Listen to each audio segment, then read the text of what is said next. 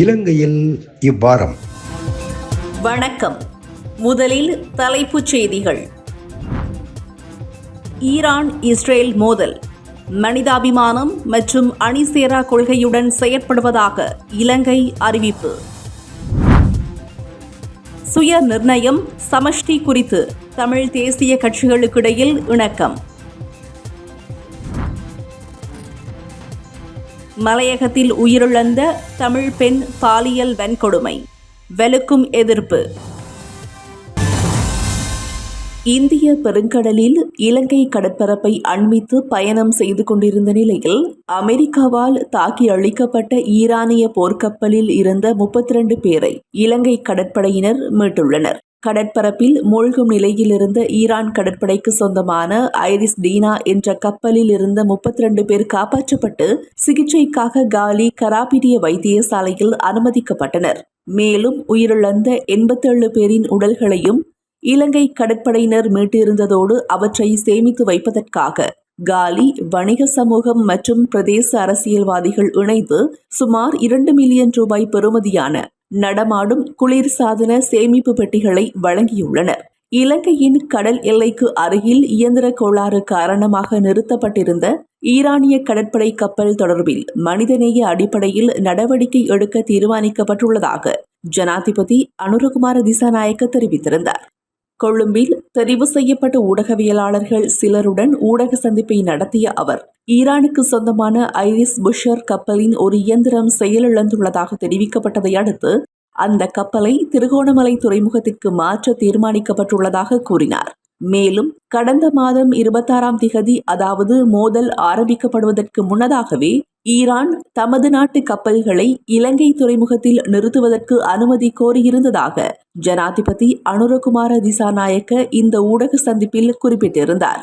පහුගිය 26 වෙනිදා ඉරානය රාජ්‍ය විසින් අපේ විදේශ කටයුතු අමාත්‍යාංශයෙන් නාවික යාත්‍රා 3ක් අපේ වරායන්ට සේන්දු වීම සඳහා මාර්තු 9 සහ 13 කියන දින හතර තුල, තාම ලැබිලා නැහැ දින හතර, මාර්තු 9 සහ 13 කියන දින හතර තුල අපේ වරායට ප්‍රවිෂ්ඨ වීම සඳහා අපෙන් අවසර ඉල්ලුවා. ඒක හැඳින්වුවේ ගුඩ්විල් විසිට් එකක් කියලා. සහයෝගිතා වර්ධනය කරන සංචාරයක නිරත වෙන්න උන් අපෙන් ඉල්ලා සිටී. අපි සොයා බලනකොට ඔවුන් ජාතික ජල තීරයේ ආසන්නයේ නමුත් ඔබ තමයි රැඳිලා තිබුණේ. ඒතර ඔබ කවුරුත් දන්නවා සහයෝගිතා සංචාරයක් ඒ විදිහට සිදුවන්නේ නැහැ. ඒකට අවශ්‍ය විශාල ක්‍රියාපටිපාටින් තියෙනවා. ඒ නිසා අපි ක්‍රියාපටිපාටින් අධ්‍යයනය කරමින් හිටියා. ඒ අතරතුර 27 වෙනිදා අපිට වාර්තා කරා අයිරිස් දැන් අපි දැනට අපි අද අපි බාරයට අරන් තියෙන නෞකාවේ එක් නාවිකයෙක් යම් එම නැවේ තුල වැටිලා යම් ආපදාවට ලක් වෙලා තිබෙනවා අපිට වාර්තා කරා. ඒ නිසා අපෙන් ඉල්ලා හිටියා එම නාවිකයා සහ නිලධාරියෙක් මානසික අවශ්‍යතාවයන් සඳහා ගොඩ බිමට රැගෙන එන්න.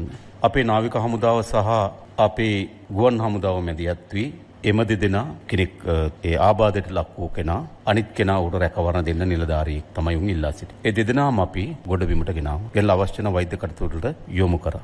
கப்பலில் உள்ள 208 பணியாளர்கள் அனைவரும் முதலில் கொழும்பு துறைமுகத்திற்கு அழைத்துச் செல்லப்பட்டு அவர்கள் வைத்திய பரிசோதனைகளுக்கு உட்படுத்தப்பட்ட பின்னர் வெலிசர கடற்படை முகாமுக்கு அழைத்துச் செல்லப்பட்டுள்ளனர். இதேவேளை ஜனாதிபதி அனுரகுமார திசாநாயக்கவின் கருத்திற்கு அமைய இந்தியாவின் விசாகப்பட்டினத்தில் 2026 பிப்ரவரி 18 முதல் 26 வரை நடைபெற்ற மிலன் 26 பலதரப்பு கடற்படை பயிற்சி மற்றும் சர்வதேச போர்க்கப்பல்கள் கண்காணிப்பில் பங்கேற்ற நிலையில் ஈரான் இந்த கோரிக்கையை விடுத்துள்ளதாக அறிய முடிகிறது. இதற்கிடையில் இலங்கை இந்த விடயத்தில் சரியாக பதிலளிக்கவில்லை என குற்றச்சாட்டு சுமத்தப்பட்டுள்ளது. பிப்ரவரி 26ஆம் திகதி ஈரானின் 3 கப்பல்கள் இலங்கைக்கு வருவதற்கு அனுமதி கோரப்பட்டிருந்ததாக ஜனாதிபதி அனுரகுமார திசாநாயக்க ஊடக சந்திப்பில் தெரிவித்துள்ள விடயத்தை சுட்டிக்காட்டிய ஐக்கிய மக்கள் சக்தியின் நாடாளுமன்ற உறுப்பினர் முஜிபுர் ரஹ்மான் இதுகுறித்து ஏன் 6 நாட்களாக தீர்மானம் எடுக்கவில்லை என கேள்வி எழுப்பியுள்ளார். பிப்ரவரி 26 වෙනිදා මේ නැවතුණක් එන්න තියෙනවා, මේකට අවසර ඉල්ලුවයි කියලා. ඒ ජනාධිපතිතුමා කිව්වා. එතකොට දවස් 6ක් ඇයි තීන්දුව ගත්තේ නැත්තේ? ඕගොල්ලෝ අද විපක්ෂයේ හිටියා නම් අද එහෙම නෙමෙයි. අද සබ්මැරින් එකේ පාටක් කියයි, සබ්මැරින් එකේ බොත්තම ඔබපු එකවත් කියයි ඕගොල්ලෝ. ඊයේ පානදුරේ මේ ප්‍රදේශයේ තිබු ඒ නැවේ හිටපු කට්ටිය බේරගත්තා. ඒක හොඳ දෙයක්. ඒක අපි මෙහෙලා දකින්නේ නැහැ. ඒක විය යුතු දෙයක්. ඒක තමයි අපි පෙරේදා ඉඳන් මෙතන කෑගෙව්වේ. ඒක කරන්න කියලා. අපි කිව්වේ නෑ මේ ඉරානෙත් එක්ක එකතු වෙලා ඇමරිකාවට මිසයිල් ගහන්න කියලා. එතකොට 26 වෙනිදා ඉඳන් 4 වෙනිදා වෙනකන් ඒ තීන්දුව ගත්තේ නෑ, ගන්න බැරි වුණා. ජනාධිපතිතුමා කලින් ඒ තීන්දුව අරන් තිබුණා නම් අර ගාල්ලේදී මැරුණ 100කට වඩා වැඩි පිරිසක් මැරුණා. ඒ ජීවිත ටිකත් බේර ගන්න තිබුණා. இந்த நிலையில் ஈரானிய கடற்படை தளபதி ரியர் அட்மிரல் ஷராம் இரானி மற்றும் இலங்கை கடற்படை தளபதி வைஸ் அட்மிரல் காஞ்சனா பானகொட இடையேயான சந்திப்பு இந்தியாவில் இடம்பெற்றுள்ளது. மிலான் 26 பலதரப்பு கடற்படை பயிற்சி மற்றும் சர்வதேச போர்க்கப்பல்கள் கண்காணிப்பின் 2வது நாளான பிப்ரவரி 19 அன்று இடம்பெற்றுள்ளது. இந்திய பெருங்கடலின் மூலோபாய மதிப்பு குறித்து பேசிய வைஸ் அட்மிரல் பானகொட, ஈரானுடன் கூட்டு பயிற்சி மற்றும் சிறப்பு பயிற்சி திட்டங்களை நடத்த தயாராக இருப்பதாக தெரிவித்தார் என பல சர்வதேச ஊடகங்கள் செய்தி வெளியிட்டுள்ளன. சர்வதேச ரீதியில் ஈரானுக்கு எதிராக முன்னெடுக்கப்படும் அழுத்தங்கள் மற்றும் போர் அச்சுறுத்தல்களை கண்டித்து கொழும்பில் கவனஈர்ப்பு போராட்டம் ஒன்று முன்னெடுக்கப்பட்டது. பாலஸ்தீன் நண்பர்கள் அமைப்பினால் ஏற்பாடு செய்யப்பட்ட இந்த நிகழ்வில் கொழும்பு இலங்கைக்கான ஈரானிய தூதுவர் கலாநிதி அலிரேசா டெல்கோஸ் உள்ளிட்ட பெருந்திரளான பொதுமக்கள் கலந்து கொண்டனர். அமெரிக்கா இஸ்ரேல் இராணுவ நடவடிக்கைக்கு எதிராக கோஷங்களை எழுப்பிய ஆர்ப்பாட்டக்காரர்கள் தாக்குதல் உடனடியாக நிறுத்தப்பட வேண்டும் என வலியுறுத்தினர்.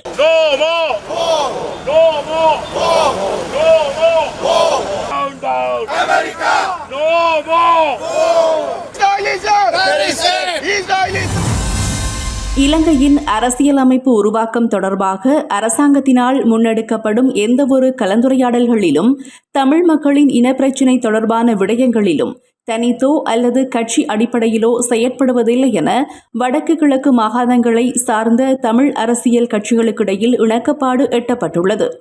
கொழும்பில் தமிழ் சட்டத்தரணிகள் பேரவையின் ஒருங்கிணைப்பின் கீழ் புதிய அரசியலமைப்பு தொடர்பில் வடக்கு கிழக்கு மாகாண தமிழ் தேசிய கட்சிகளுக்கிடையில் இணக்கப்பாட்டை ஏற்படுத்துவதற்காக நடத்தப்பட்ட கலந்துரையாடலில் இந்த வரலாற்று முக்கியத்துவம் மிக்க இணக்கப்பாடு எட்டப்பட்டது.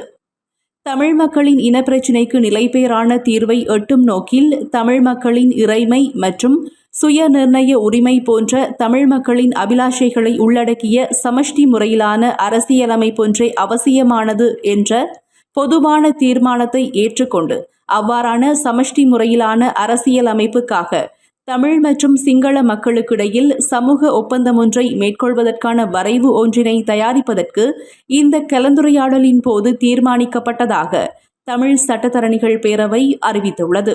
கொழும்பில் நடைபெற்ற இந்த கலந்துரையாடலில் தமிழ் தேசிய மக்கள் முன்னணியின் தலைவரும் நாடாளுமன்ற உறுப்பினருமான கஜேந்திரகுமார் பொன்னம்பலம், அந்த முன்னணியின் செயலாளரும் முன்னாள் நாடாளுமன்ற உறுப்பினருமான செல்வராசா கஜேந்திரன், இலங்கை தமிழரசு கட்சியின் செயலாளரும் முன்னாள் நாடாளுமன்ற உறுப்பினருமான MA சுமந்திரன் மற்றும் அக்கட்சியின் நாடாளுமன்ற பிரதிநிதிகளான சிவஞானம் ஸ்ரீதரன், துரைராசா ரவிகரன் ஆகியோர் கலந்து கொண்டனர்.